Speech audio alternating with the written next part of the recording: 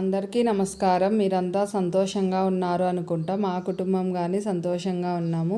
ముగ్గులు దిద్దుకొని కొంచెం పసుపు కుంకుమ సమర్పించి అమ్మకు ఓ పుష్పం సమర్పించుకుంటే భూమాతకు నమస్కారం చేసుకున్నంత అనేసి అనుకుంటా. నేను ప్రతిరోజు అంతే ఈ విధంగా ముగ్గులు వేసుకొని కాసేపు ఆ మెట్ల మీద కూర్చొని ఏ విధంగా వేసుకున్నా ఈ ముగ్గు ఈ విధంగా వేస్తే బాగుంటుంది, ఆ విధంగా వేస్తే బాగుంటుందని ప్రతిరోజు 2 నిమిషాలు కానిలే నేను అట్లా కూర్చొని మెట్ల మీద ముగ్గుల గురించి అయితే కాసేపు చూసుకుంటాను. అది వేసింటాం కదా, కొంతసేపు వంకొని నడుము కానీ పట్టుకుంటుంది, కొంచెం మనకి ఎక్సర్సైజ్ లాగా కానీ బాగుంటుంది. నాకైతే బ్యాక్ పెయిన్ చాలా ఉండే. నాకు బ్యాక్ పెయిన్ ఈ విధంగా వంగి ముగ్గులు వేయడం వల్ల నాకు బ్యాక్ పెయిన్ పోయిందేమో అని అనుకుంటాను నేను. ఇట్లాంటివి ఎన్నోలేండి, ఏంటివో తాగుతూ ఉంటాను, ఏంటివో చేస్తూ ఉంటాను. మెడిసిన్తో పాటు అవన్నీ చేస్తా అంటే నాకు తొందరగా ఇట్లా నొప్పి అనేది తగ్గుతుంది అనేసి నేను అనుకుంటాను.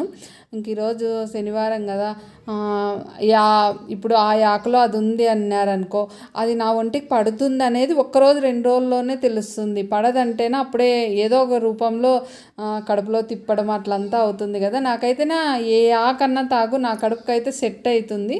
ఏదో పడని ఉంటాయి, అవి ఒక్కటి అయితేనా తాగను. ఎవరన్నా కానీ చెప్పని, మీకు యూట్యూబర్స్ కానీ డాక్టర్లు కానీ ఎవరన్నా చెప్పని మెడిసిన్ ఈనీలే.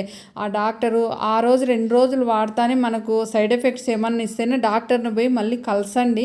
నాకు తెలిసిన విషయం చెప్తాను. ఏదన్నా ఆకు తాగేటప్పుడైనా అంతే, మనకు పర్లేదంటేనే తాగొద్దండి, డాక్టర్ సలహాతోనే తాగండి ఏదన్నా కానీ.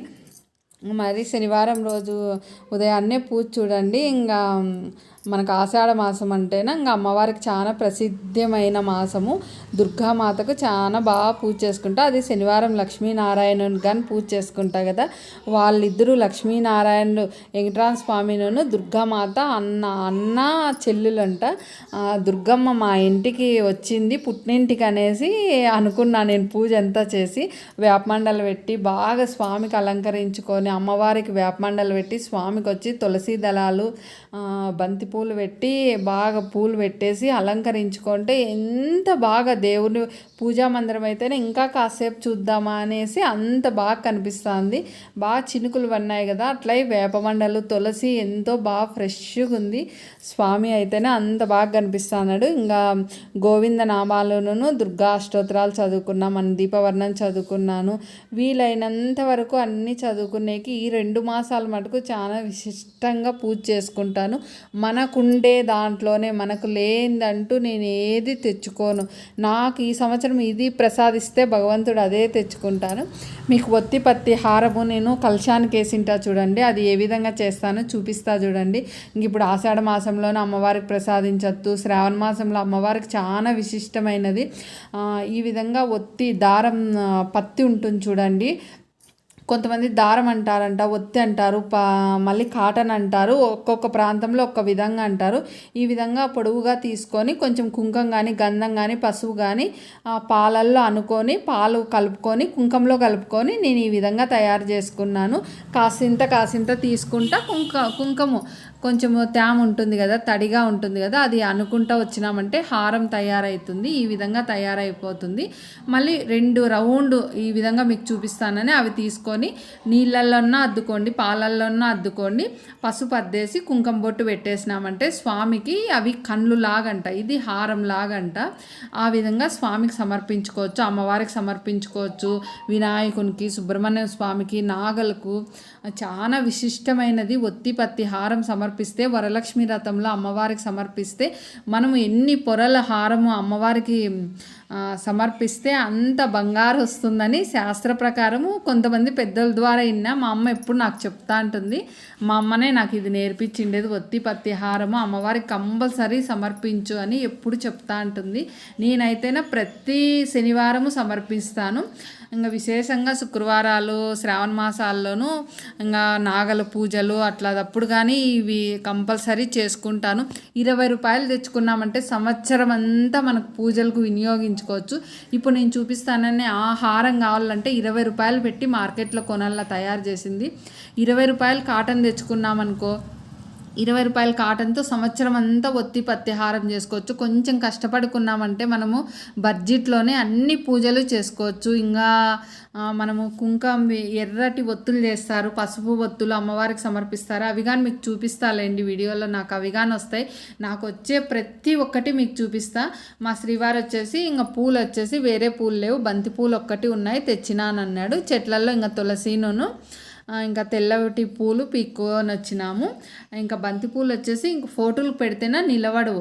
నేను ఈ విధంగా ఊదికడ్డీలు ఉంటుంది చూడండి, అవన్నీ ఒక చోట పెట్టుకుంటాను.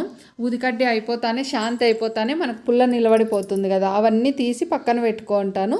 ఈ విధంగా ఎప్పుడన్నా మనకు తొటాలు లేకోకుంటాయి పూలకు, అప్పుడు ఆ విధంగా వెనకాల పెట్టేసినామంటే, తొటానికి పెట్టేసినామంటే ఫోటోకి బాగా నిలుచుకుంటాయి. బంతిపూలు అయితేనే బాగా ఫోటోకి పడిపోకుండా, లేదంటే ఫోటోకి ముందరికి పడేదట్లా వస్తుంది. ఈ విధంగా అన్నిటికీ పెట్టుకొని స్వామి అమ్మవార్లకు బాగా అలంకరించుకున్న. శనివారం పూట చామంతులే కానీ ఎల్లో కలర్వి స్వామివారికి లక్ష్మీనారాయణకు చాలా ప్రీతికరము. మనం బట్టలు కానీ పసుపు కలర్ బట్టలు కానీ బ్లూ కలర్ బట్టలు కానీ కట్టుకొని శనివారం రోజు పూజ చేస్తే చాలా మంచిది అని పండితుల ద్వారా విన్నాను. వీలైనంత వరకు కట్టుకుంటాను, వీలు కాకుంటే మామూలుది ఏదైనా కట్టుకుంటాను. చాలా మటుకు వీలైనంత వరకు పసుపు చీర కట్టుకునేకి, మళ్ళీ ఇంకా దుర్గామాత కంటే ఎరుపు చీర అంటే ఇష్టం కదా, ఎరుపు రోజు కానీ ఎరుపు కానీ రెడ్ కానీ ఆ పింక్ కానీ కొంచెం ఆ విధంగా సంబంధించినవి శుక్రవారం పూట ఆ విధంగా కట్టుకుంటా అంట నేను.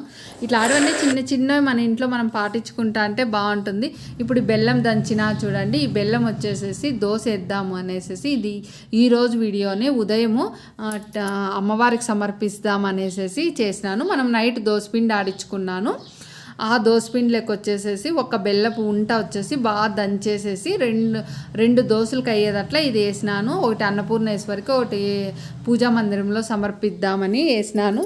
ఇంక ఈ విధంగా బాగా బెల్లం బాగా పౌడర్ దంచేసేసి బాగా కలిపేసి 1 గంట దీనికి రెస్ట్ ఇచ్చేసినాను. బాగా పొంగింది. బాగా పొంగడం అంటే పిండి ఆల్రెడీ మనకు పొంగింటుంది దోసపిండి. మనం ముందు రోజే స్నానం చేసి ముందు రోజు ఉదయాన్నే స్నానం చేస్తాం, లేట్గా అయినా స్నానం చేసి ఉంటాం, దోసపిండి ఆడించుకుంటాం. కాబట్టి ఉదయాన్నే ఇట్లా బెల్లం కలిపేసి కొంచెం ఏలక్క దంచేసేసి వేసి అది బెల్లం అంతా కరిగిన తర్వాత పెనుముకు నెయ్యి పట్టించేసేసి దోశ వేసేసేది. ఈ విధంగా చేసుకున్న దేవునికి నైవేద్యంగానే పెట్టుకోవచ్చు. మనకి ఎప్పుడన్నా స్నాక్స్ తినాలన్నా తినచ్చు. ఇంకా దీంట్లోకి వచ్చి పచ్చి కొబ్బరి బాగా తురుముకొని వేసుకోవచ్చు, క్యారెట్ వేసుకోవచ్చు, సొంటి వేసుకోవచ్చు, ఒక్క మిరియాలు ఉంటాయి, అది ఒక్కటి దంచి వేసినా కానీ బాలేస్తుంది. ఈ విధంగా వేసుకున్నాం అనుకో దోశలు భగవంతునికి సమర్పించుకోవచ్చు. మనము ఎప్పుడన్నా స్వీట్ తినాలన్నా తినచ్చు. ఇంకా వాళ్ళకి దోసపిండి ఉంటుంది, వాళ్ళకి దోసపిండి ఉంటుంది, వాళ్ళకి చట్నీ చేసి ఇచ్చేసి ఇవి దేవునికి సమర్పించేసి కావాలనే వాళ్ళకు చేసి పెట్టచ్చు. బెల్లం మంచిది, ఆరోగ్యపరమైనవి కదా. దీంట్లో వేసేటివన్నీ ఆరోగ్యపర ఉద్దిబ్యాళ్ళు కానీ మంచిది కదా. ఉద్దిబ్యాళ్ళు ఎక్కువ వేసుకొని రైస్ తక్కువ వేసుకున్నా కానీ చాలా మంచిది, ఆరోగ్యపరమైన. మనము 2 విధాలుగా ఉపయోగపడుతుంది. ఉదయాన్నే అమ్మవారికి ప్రసాదాలు చేయాలా ఇది అది అని అనుకుంటా అంటాం కదా, అట్లా అప్పుడు ఇట్లాంటివి కానీ ఉపయోగపడతాయి. చూడండి, నాకు తెలిసినవన్నీ ప్రతి ఒక్కటి ఈజీగా చేసుకున్నప్పుడు మా పిల్లలు చిన్నతనంలో నేను ఇట్లా చాలా ఇబ్బందులు పడతా అంటే ఈ విధంగా చేసుకొని దేవునికి సమర్పిస్తా అంటే నాకు హెల్త్ బాగాలేకున్నా కానీ ప్రతి ఒక్కటి ఏది వదిలిపెట్టకుండా చేసుకున్నాను, ఇప్పటికీ చేసుకుంటాను. మనం వచ్చేసేసి ఇంకా దోశలకు ఈ విధంగా తయారైపోయినాయి. ఇంకా అమ్మవారికి అన్నపూర్ణేశ్వరికి పూజా మందిరంలో కానీ దుర్గామాతకు సమర్పించేసినాము. మనం మరొక వీడియోలో కలుద్దాం.